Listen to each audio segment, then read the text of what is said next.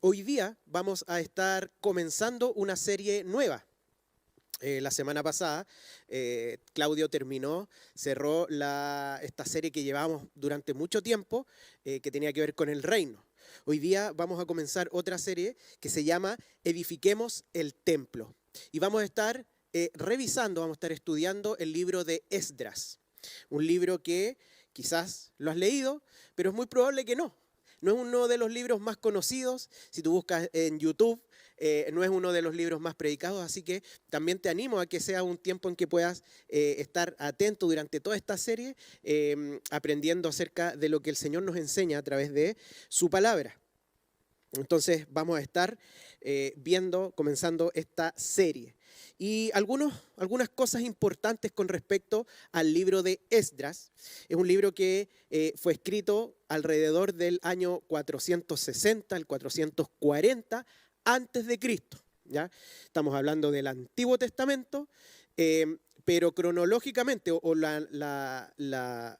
los sucesos que narra ya es de los últimos que está aconteciendo en el pueblo de Israel, o lo que está ahí en el Antiguo Testamento. Relata, ¿qué es lo que relata este libro? Relata, junto con el libro de Nehemías, relata el retorno del pueblo judío a Jerusalén. ¿Ya? Este es un momento en el que el pueblo de Israel estaba en cautiverio y ahora va a retornar. Si no se acuerdan cuándo estuvo en cautiverio, todo eso, en qué momento, no se preocupen, hoy día vamos a ver harta historia del pueblo de Israel, pero eso es lo que relata, ¿ya? Antiguamente, o en otras versiones, Esdras y Nehemías corresponde a un solo libro, pero en nuestras Biblias está como dos diferentes, ¿ya? ¿Quién lo escribió? Esdras. La tradición judía y la tradición de la iglesia nos lleva a Esdras.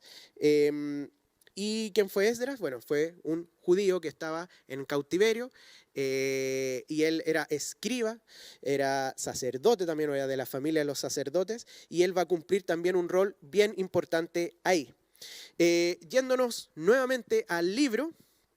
Este libro de 11 capítulos, no es muy largo, está dividido en dos partes. La primera parte, del capítulo 1 al 6, nos narra el primer retorno, porque los judíos que volvieron a Jerusalén no volvieron todos juntos y en un solo viaje, sino que fueron diferentes.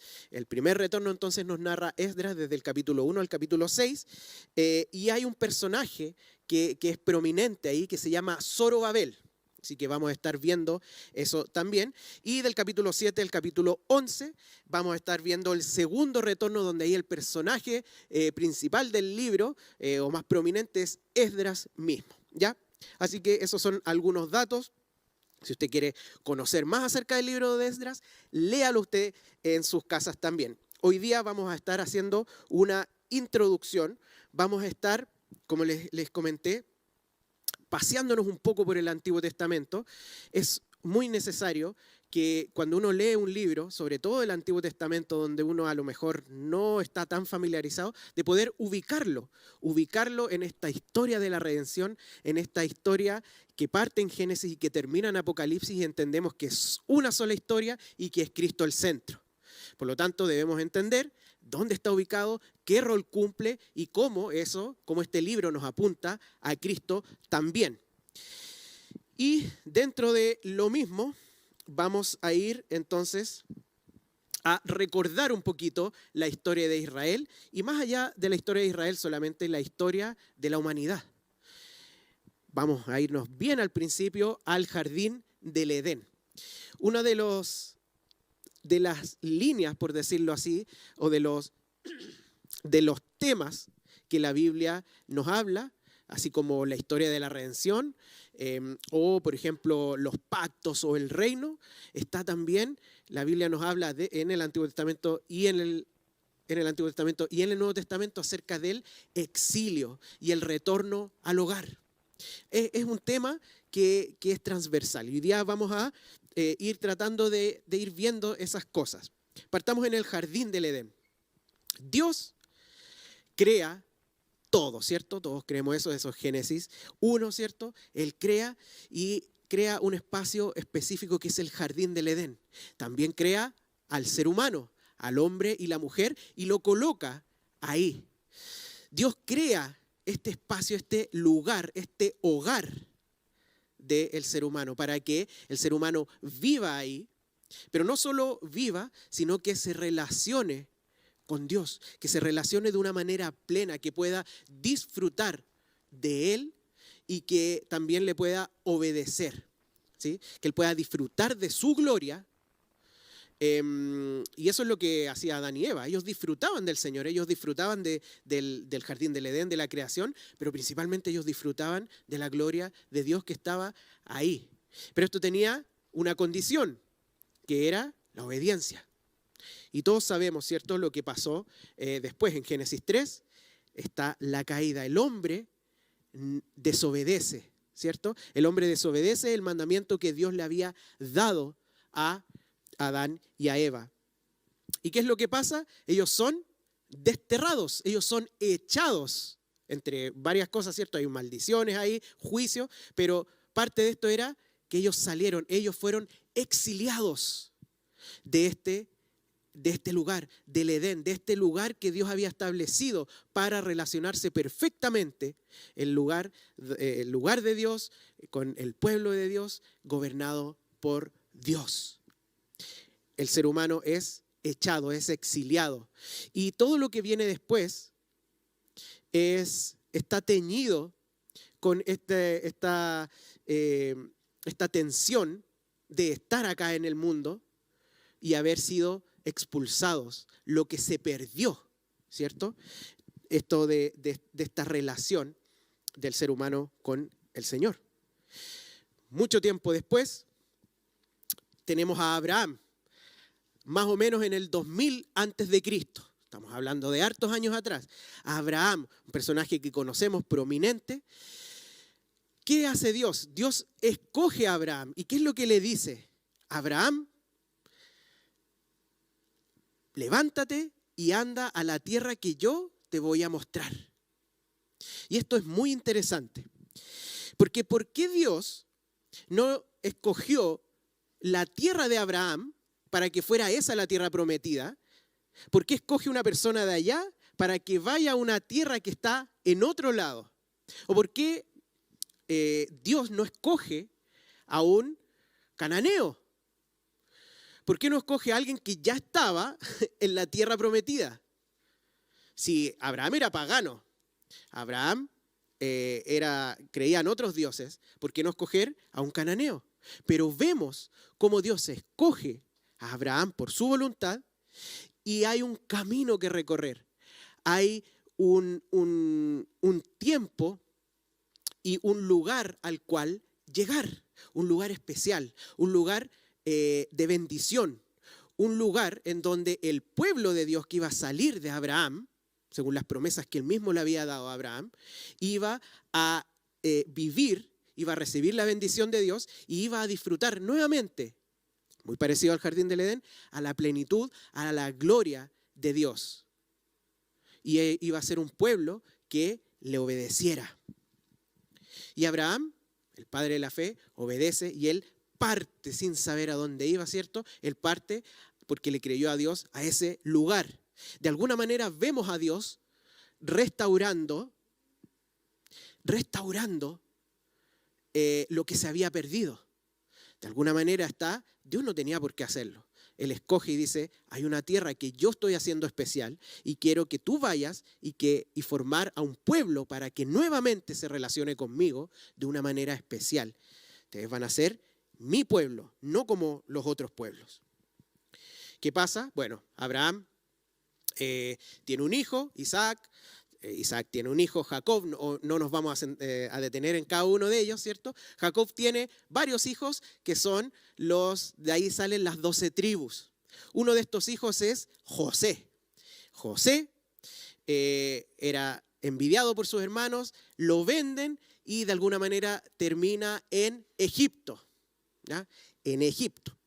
Finalmente Dios mueve todo esto para que el pueblo de Israel, es decir, Jacob, sus 12 hijos y su familia, pudiesen, después de una hambruna, pudiesen ir a la tierra de Egipto y ahí prosperar, y ahí multiplicarse.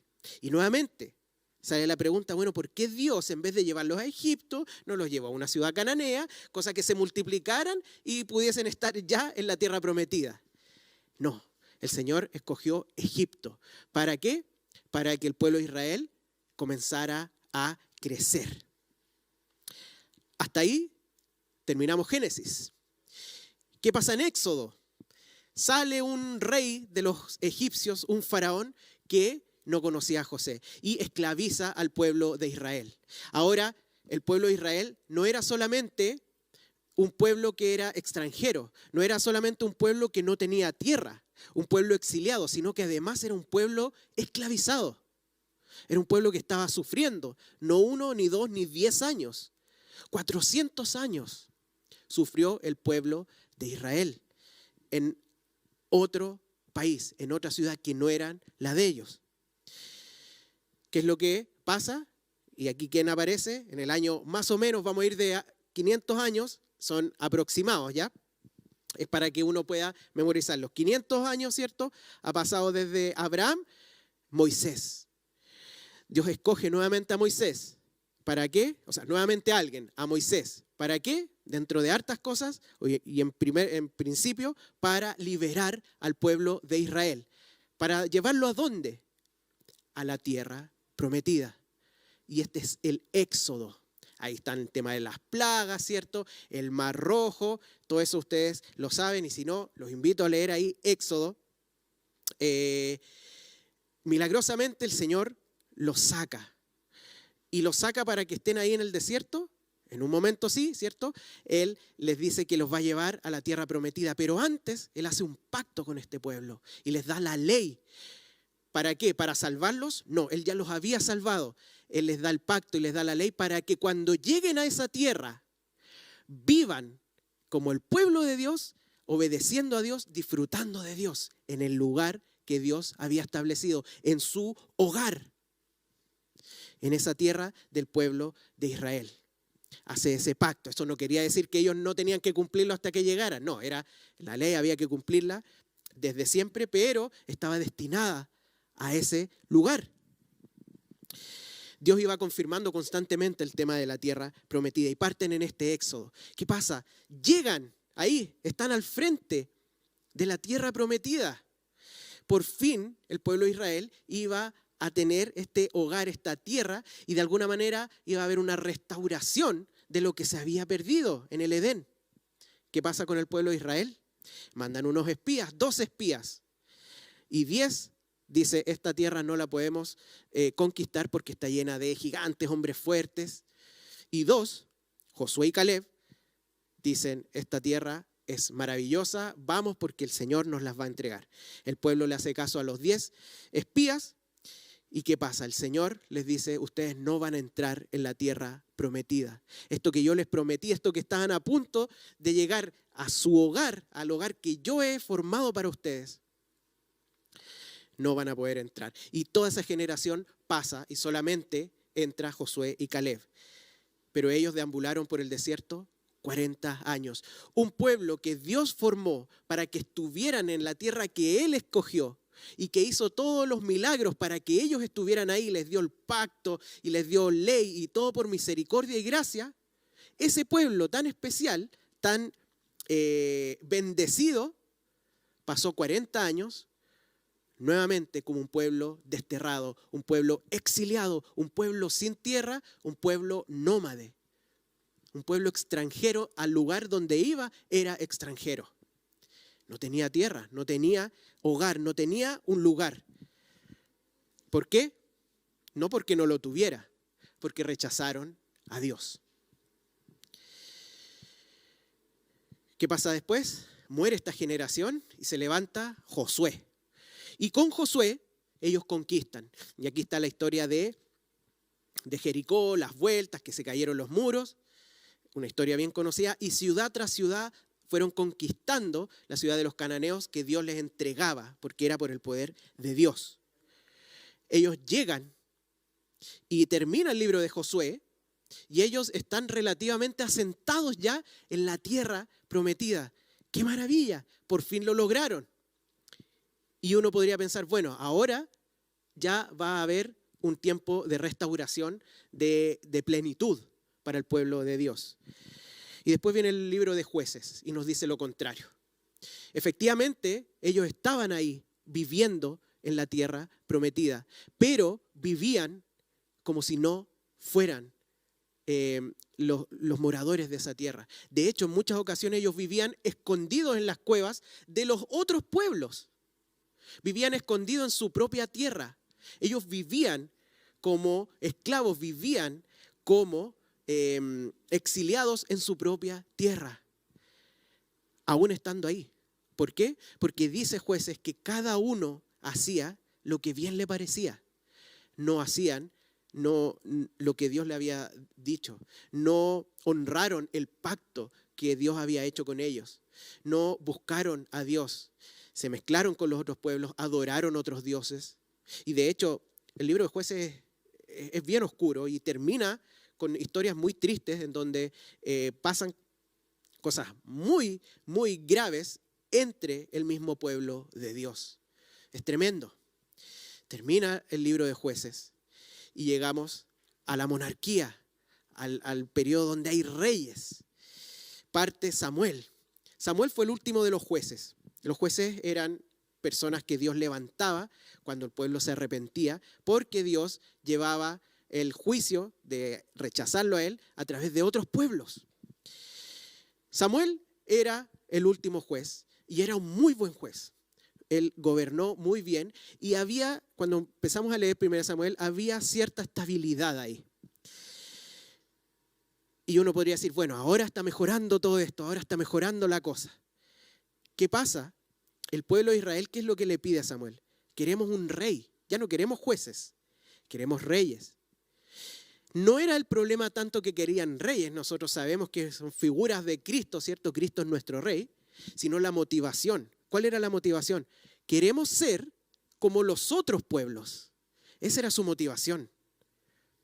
Y es interesante que estando en la tierra prometida, disfrutando del gobierno de Dios, ellos desean no ser ese pueblo especial, sino que ser como los extranjeros. ¿Se fijan? La autodestrucción que lleva al pecado. Rechazar a Dios. Ellos querían ser como los otros pueblos, no querían ser como el pueblo especial que Dios había formado. Ellos querían ser como los demás y escogen a un rey, un pésimo rey, Saúl.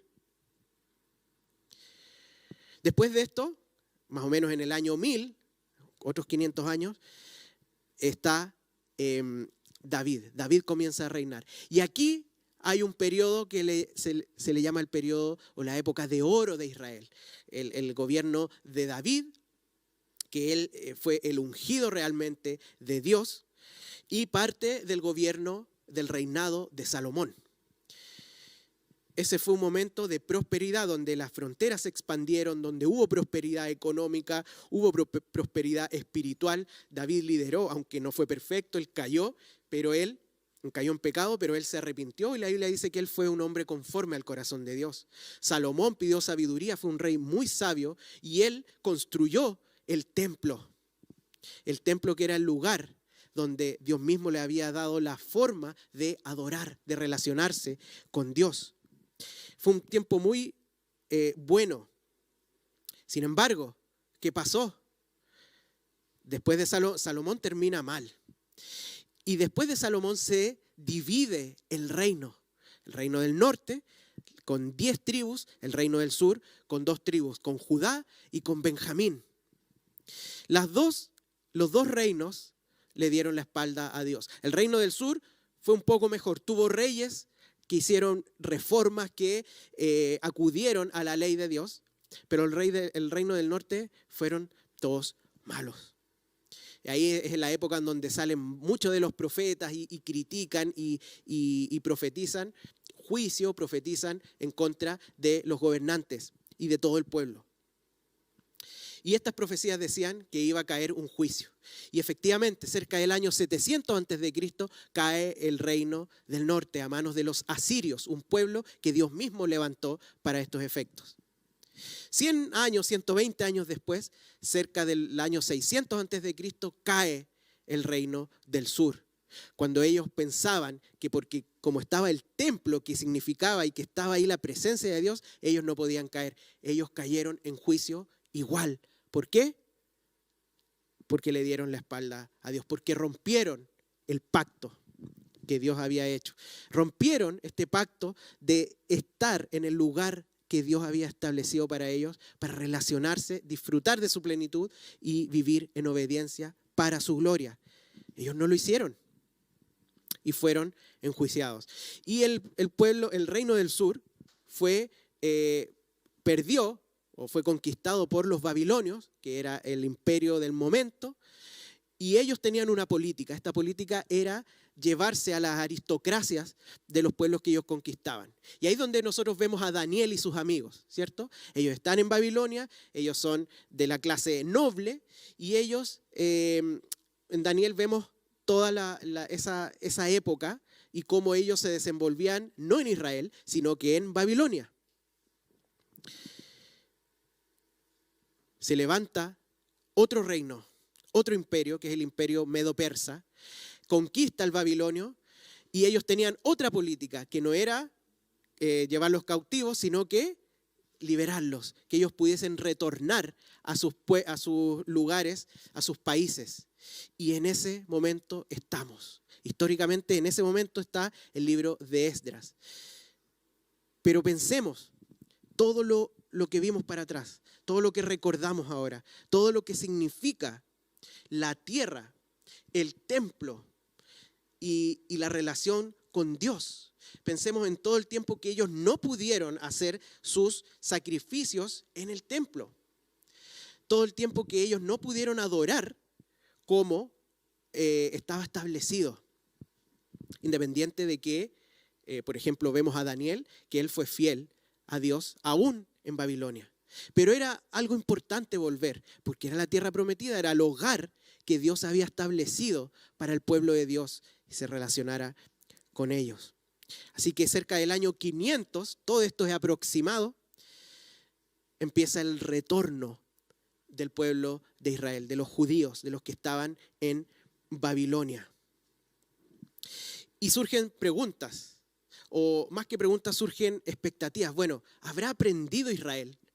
¿Habrá aprendido la lección? ¿Habrá aprendido ahora? Ahora van a volver a Jerusalén, van a reconstruir el templo y va a ser por fin esa restauración del jardín del Edén que Dios ha estado forjando durante todo este tiempo.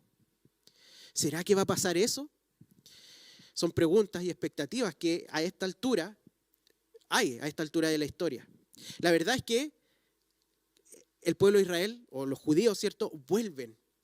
Y hay una restauración. De hecho, se construye el templo, eso lo vamos a ir viendo a lo largo del libro. Se construye el templo. De hecho, además, comienzan a enseñar la Torá nuevamente y a obedecerla. Después, con Nehemías, se construyen los muros. Pero el mismo texto y los profetas dejan ver que no es lo mismo. Hay una restauración, hay profecías cumplidas ahí, sin duda que sí. Pero no es lo pleno, no es la plenitud, no es la restauración completa del jardín del Edén. Porque la verdad es que no hay ningún lugar. ¿Cuál fue el problema de Israel? No era la bendición de Dios, no era el nunca haber estado en la tierra, porque ellos rechazaron a Dios antes de entrar a la tierra prometida y después de entrar a la tierra prometida. Ellos rechazaron a Dios estando con las bendiciones de la tierra y de la prosperidad y del templo y de todo, y también cuando no lo tenían. Como pueblo, rechazaron a Dios. ¿Cuál era su problema? Era el corazón. Era el corazón del pueblo de Israel lo que era el problema. Ahora, ¿es un problema exclusivo del pueblo de Israel? Ese es el problema que tenemos tú y yo. Nuestra naturaleza caída de todo el ser humano. Desde Adán, que fue exiliado del jardín del Edén, todo ser humano tiene ese problema. Que no importa cuán desfavorecido o cuán bendecido es por Dios, lo rechaza. Porque hay un problema en el corazón, algo que el ser humano no puede cambiar. Y no hay ningún lugar físico que te santifique. Nosotros no nos santificamos porque entramos a la iglesia o porque vamos a Tierra Santa. No hay ningún lugar que nos santifique. No hay ningún bien material que me haga buscar a Dios. No hay ninguno. No hay ninguna relación personal en la tierra que me lleve, que me haga bueno. No hay ninguna situación terrenal, no hay ninguna situación externa que me haga justo. El problema es nuestra naturaleza, es nuestro corazón. Y eso es lo que le pasaba al pueblo de Israel. Muchas veces criticamos al pueblo de Israel, pero nosotros actuamos de la misma manera. ¿Cuántas veces has menospreciado a Dios por un simple momento de placer pecaminoso? ¿Cuántas veces has menospreciado la obra de Dios en tu vida simplemente por algún gusto de este mundo? ¿Cuántas veces has buscado y valorado más la bendición de Dios que a Dios mismo? Constantemente luchamos con eso, constantemente caemos en esas cosas. Caemos en buscar más su bendición, la tierra prometida, la prosperidad, lo que el Señor nos puede dar, que a Él mismo. Compartimos eso, el corazón de Israel. Es tanto este problema que los profetas, y cuando podríamos pensar que esto es una desesperanza, ¿cierto? Bueno, volvieron a Israel y resulta que igual falta. Después de eso nosotros vemos cómo está el pueblo de Israel cuando Cristo viene y vemos que había bastante decadencia también. ¿Qué es lo que pasó? ¿Se equivocó Dios? Bueno, los profetas que profetizaron este retorno del pueblo de Israel desde Babilonia hasta Jerusalén, profetizaron esto, profetizaron la construcción del templo, pero profetizaron algo más, algo mucho más esencial. Vamos a leer algunas de ellas. En Jeremías 31:33 dice: pero este es el pacto que haré con la casa de Israel después de aquellos días, dice Jehová. Daré mi ley en su mente y la escribiré en su corazón, y yo seré a ellos por Dios y ellos me serán por pueblo. No bastaba con que ellos volvieran terrenalmente a la tierra prometida. Es necesario un cambio en nuestra mente, un cambio en el corazón, donde la ley ya no esté solamente externamente, sino que esté internamente. Que ellos puedan obedecer, el pueblo de Dios, obedecer de corazón. Ezequiel 36, 26 al 27 dice: os daré corazón nuevo y pondré espíritu nuevo dentro de vosotros y quitaré de vuestra carne el corazón de piedra y os daré un corazón de carne.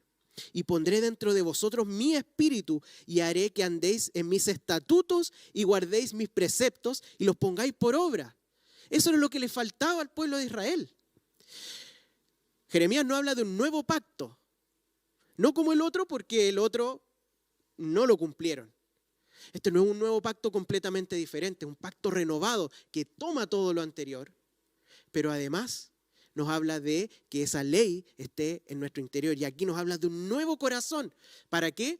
Para realmente poder obedecer y poder andar en los estatutos. Ezequiel mismo, en el capítulo 37, 24, dice: mi siervo David será rey sobre ellos, y todos ellos tendrán un solo pastor, y andarán en mis preceptos, y mis estatutos guardarán, y los pondrán por obra. Fíjense que todo esto está en contexto de profecías que vieron antes en capítulos antes, pero que todavía están hablando de esta restauración, del retorno de Israel. No es un tema aparte, no, están hablando de esa restitución, de esa restauración. Ustedes van a volver a la tierra, pero además voy a hacer un pacto nuevo con ustedes y además voy a transformar su corazón y además voy a entregarles un rey pastor que los lleve a obedecerme, a por fin relacionarse conmigo, estoy hablando como Dios, ¿cierto? Plenamente y puedan disfrutar de los beneficios, pero buscándolo a Él primero, porque va a haber algo interno.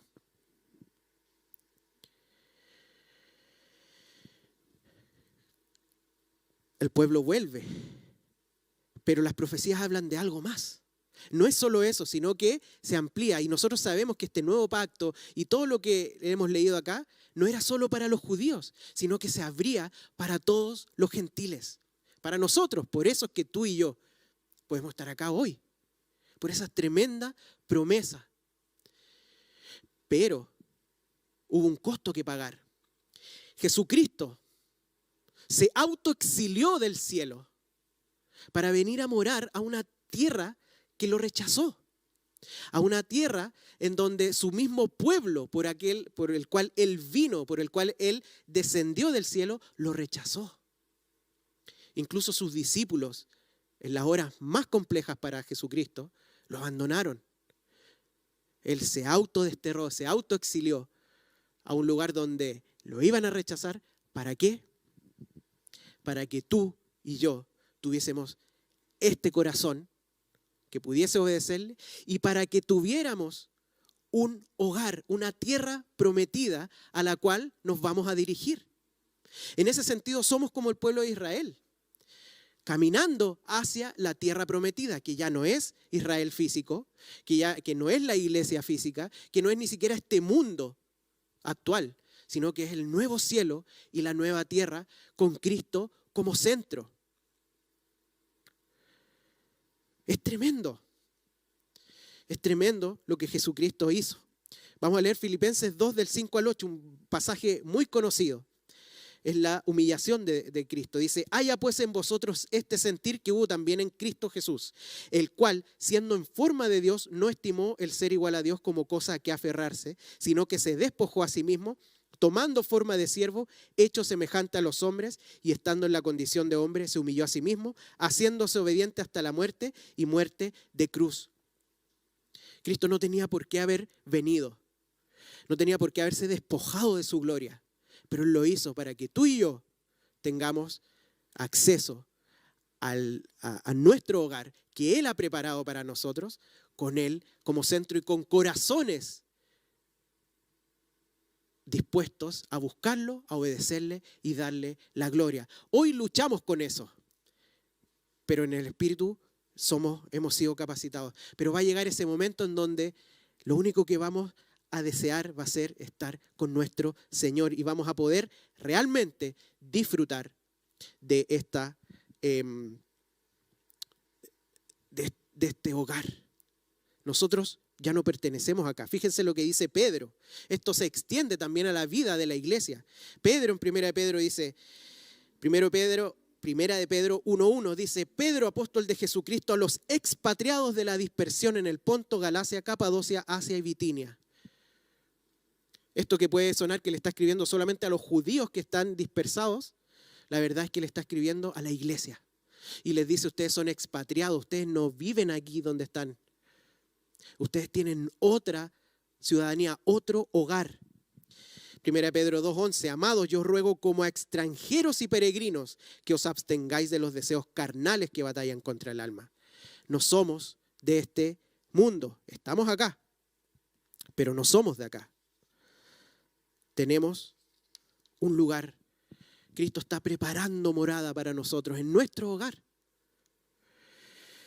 Dios no quiere que entendamos este mundo como nuestro hogar. Este no es nuestro hogar. Vamos caminando, no como el pueblo, en un sentido sí, pero en otro no. No como el pueblo de Israel, en donde nos vamos a devolver y vamos a andar 40 años. No.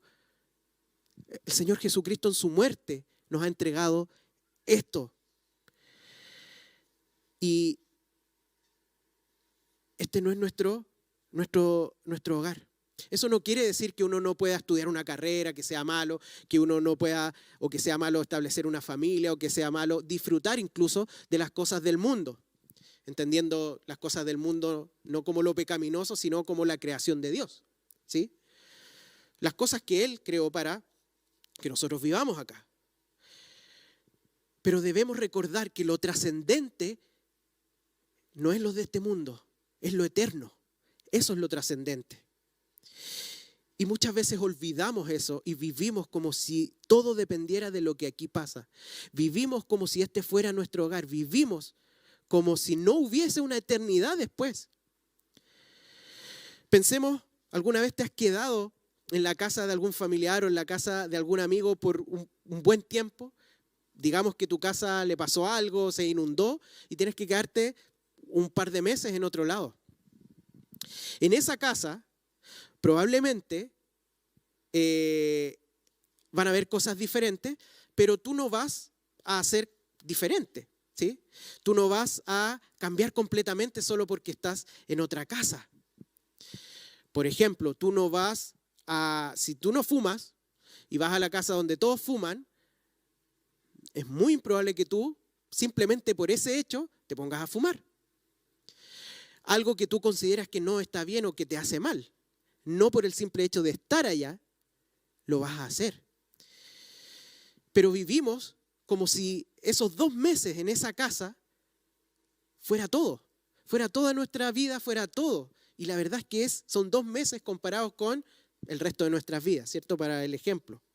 Por otro lado, entendemos que hay cosas que se hacen diferentes, que van a ser diferentes.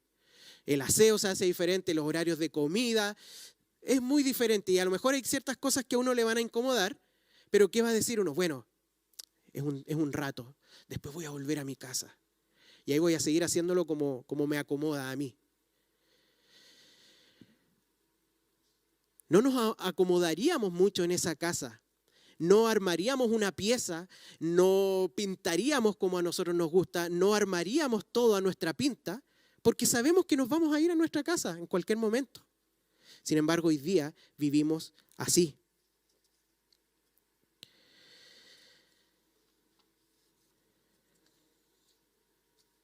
Así que este es un ánimo. Volviendo a Esdras, que hoy día no vimos nada de Esdras. La próxima semana vamos a ir con el primer capítulo. Pero es importante entender, y todo lo que vamos a ver en Esdras tiene este sentido del exilio, del retorno y de lo que Dios ha hecho con el pueblo. Y hoy día el ánimo es a recordar lo que Jesucristo hizo, que este no es nuestro hogar, que hay un hogar celestial, que Jesucristo vino a pagar, a morir, fue desterrado Él mismo para transformar nuestro corazón y para que podamos nosotros vivir, tener ese hogar celestial cuando Él nos venga a buscar. Por lo tanto, no hagamos hogares acá, entendiendo lo que estamos hablando, ¿cierto? No nos aferremos a las cosas de acá, porque el Señor nos tiene algo mejor y principalmente es Él mismo. Lo que no quita que hoy día vamos a obedecerlo, porque Él mismo murió para hacer un nuevo pacto con nosotros, para que su ley esté en nuestros corazones y para que Él mismo nos guíe como nuestro Rey y Pastor. Y una última cosa. Luis Miguel nos habló acerca del ayuno congregacional. Y quiero animarlos hoy día a poder partir este ayuno mañana, dura 7 días, una semana. Y todo lo que hablamos ahora tiene mucho que ver. Tiene mucho que ver con entender que no somos de este mundo. El ayuno es un tiempo de abstenerse de alimentos. Muchas veces agregamos otras cosas, pero principalmente es alimentos. ¿Y por qué lo hacemos? No porque nos hacen mal. No es un tiempo de abstenerse de lo malo. Si estamos absteniéndonos del pecado y de las cosas malas, es porque no estamos entendiendo, porque eso hay que abstenerse siempre. No hay un momento de abstenerse de las cosas malas. Si tú consideras que una red social es malo para ti, no te abstengas solo en el ayuno, deséchalo. O otros pecados. Lo que nosotros estamos diciendo en el ayuno, y que es un tiempo en donde, bueno, al final voy a decir eso, pero lo que estamos diciendo en el ayuno es, Señor, tus bendiciones son maravillosas, pero no son tan buenas como tú. Prefiero desechar incluso las bendiciones por dedicarme a ti, porque prefiero estar contigo, prefiero obedecerte a ti, prefiero relacionarme contigo. Por lo tanto, esto no es el inicio de la dieta. Esto no es dejar de comer todo lo malo que me... No, dejemos de comer lo bueno, porque eso es lo que estamos diciendo. Tus bendiciones son buenas, pero tú eres mejor. ¿Qué es lo que hacemos en este ayuno? Es libre en el sentido de poder dejar de comer alguna comida en especial, el desayuno, el almuerzo, la cena o la once, o a ciertas horas, o ciertos alimentos. Hemos visto en la Biblia hay diferentes tipos de ayuno. ¿Y qué hacemos en el ayuno? Bueno, nos dedicamos al Señor. Ocupamos ese tiempo para, por ejemplo, dedicar más a la oración. Dedicarnos más a estudiar su palabra. Dedicarnos más a hacer la obra del Señor, a evangelizar más, a ayudar al necesitado, como nos habla Isaías, ¿cierto? Es un tiempo en que nos dedicamos, en que nos abstenemos incluso de las bendiciones para dedicarnos al Señor. Es un tiempo quizás de arrepentimiento también. Enfoquémonos en el Señor en este momento, entendiendo que todo lo que el mundo nos provee, incluso las cosas, bendiciones que vienen del Señor, son buenas, pero nada es tan bueno como dedicarnos a nuestro Señor. Vamos a orar. Señor, te damos gracias por este tiempo, Señor. Te agradecemos porque al recorrer la historia de la humanidad y de Israel, vemos tu gracia, Señor. Vemos tu tremenda, tremenda gracia, Señor. Tu paciencia y tus propósitos perfectos, Señor. Te agradecemos porque vamos a estudiar este libro que nos habla acerca del retorno al hogar, Señor. Y podemos ver y mirar a Cristo y ver su obra y deleitarnos, Señor, en la eternidad, sabiendo que lo más preciado es que nos vamos a poder relacionar contigo, Señor, de una manera sin pecado, Señor, de una manera en que plena, Señor, vamos a disfrutar de tu gloria y te vamos a obedecer, no solo porque tenemos que hacerlo, sino porque queremos hacerlo, Señor. Qué gran hogar es el que tú nos tienes, Señor. Qué gran lugar es aquel al que vamos a acudir porque tú estás allí, Señor. Te agradecemos por tu obra y te alabamos por todo esto. En el nombre de Jesús, amén.